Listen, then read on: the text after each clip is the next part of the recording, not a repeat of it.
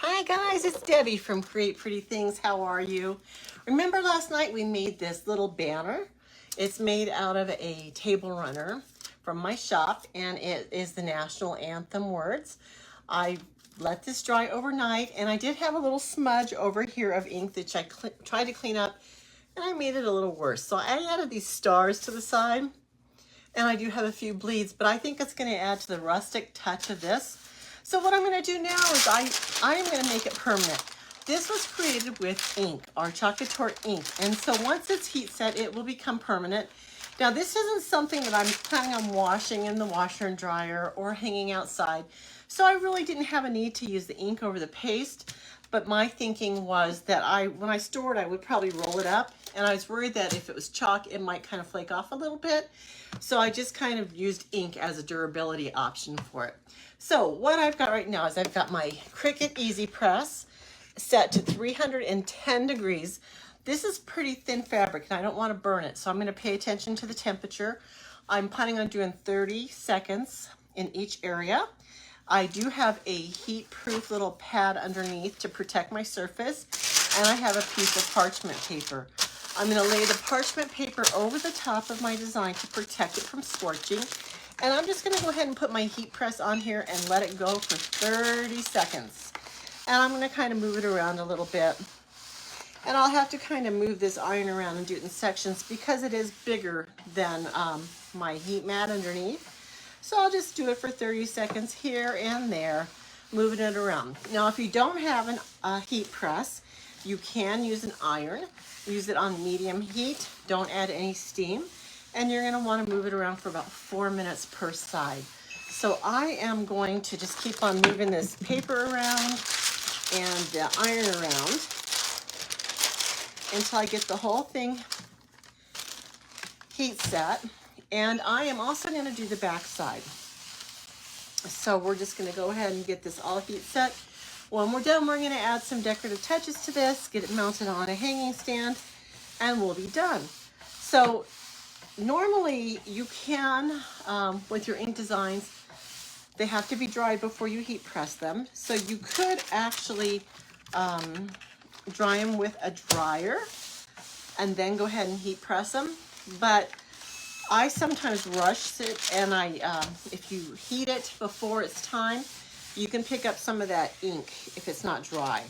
And it'll just come onto your parchment paper, which is fine. But I feel like it does remove some of the ink from it, and I want to keep all the ink on there. I feel like this is steaming a little bit, so I'm going to reduce my temperature to 305. Temperature, well, it won't reduce while I've got the heater on, the timer on.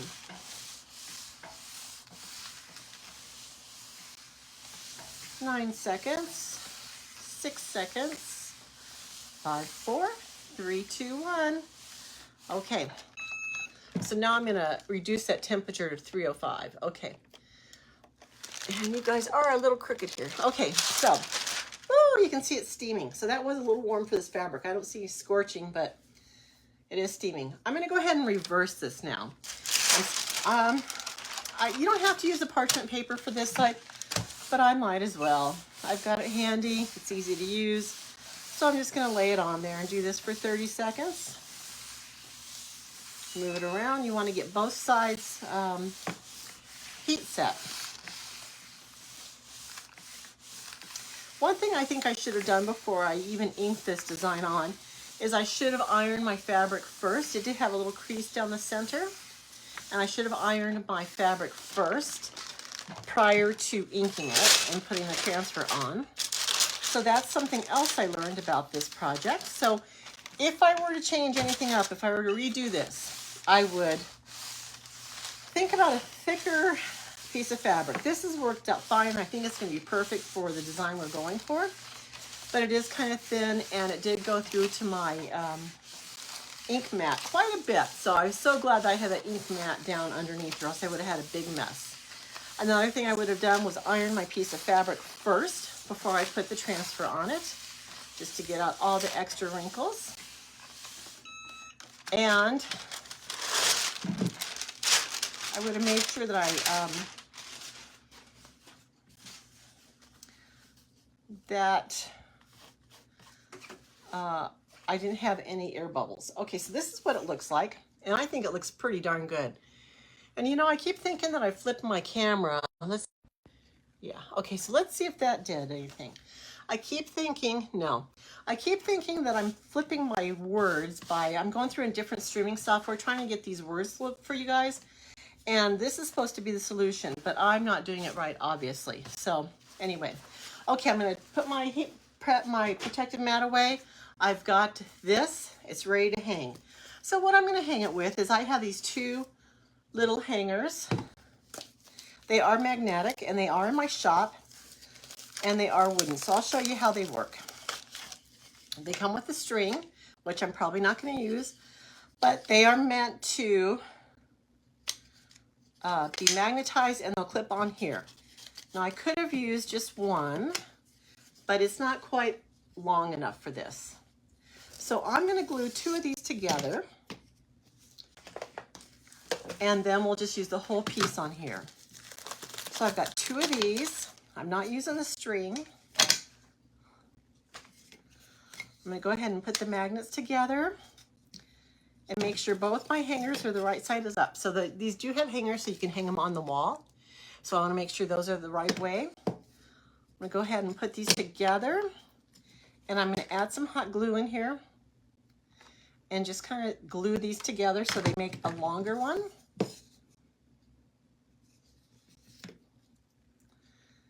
And just let that set for just a second.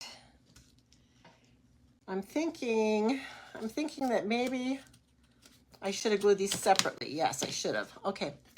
So I should have glued the pieces separately or else they're going to glue together and I won't be able to separate them with the magnets. So I'm going to go ahead and redo that and redo this one and let them set up. Okay. Turn off my glue gun. I don't think I'm going to use it. Now, instead of using the twine that it came with, it's not going to be long enough. So I've got some different twine I'm going to use. I'm just going to cut some off.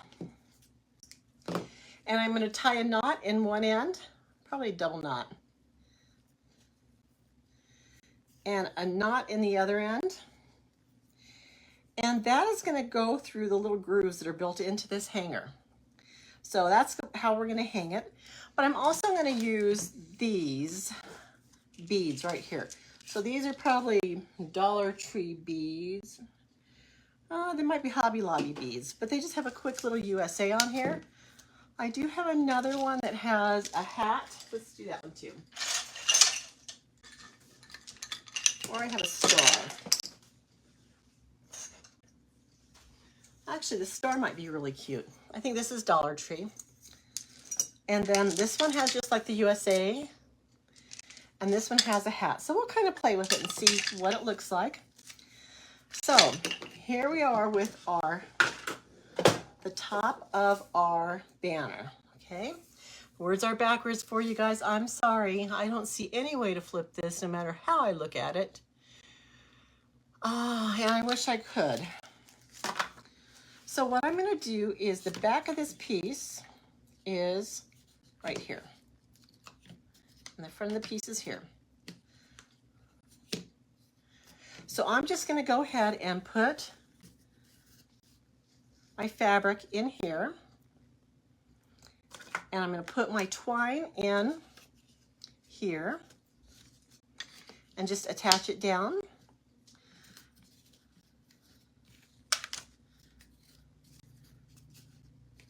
Lift that up and attach this one in the groove.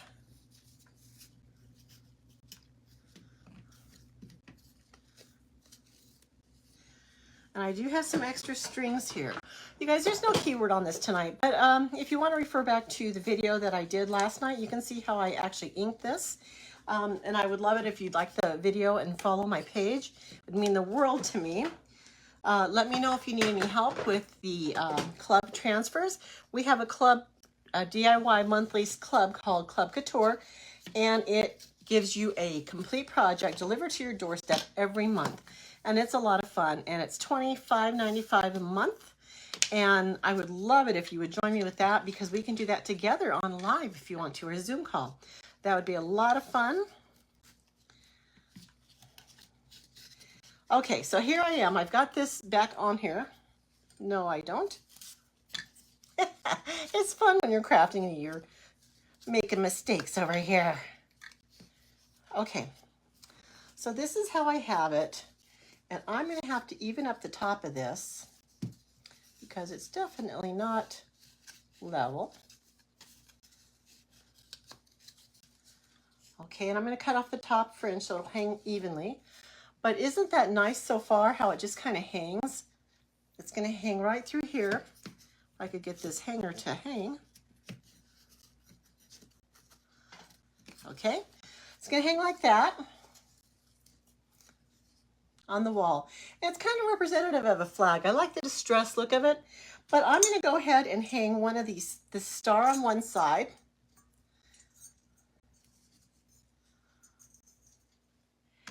And I think I'll just do this simple USA on the other side. Just kind of drape it down. And this is our complete banner. That's going to be it. I thought about doing some ribbon, and if you guys wanted to, you can do your own ribbon strings to it, but I kind of like the beads.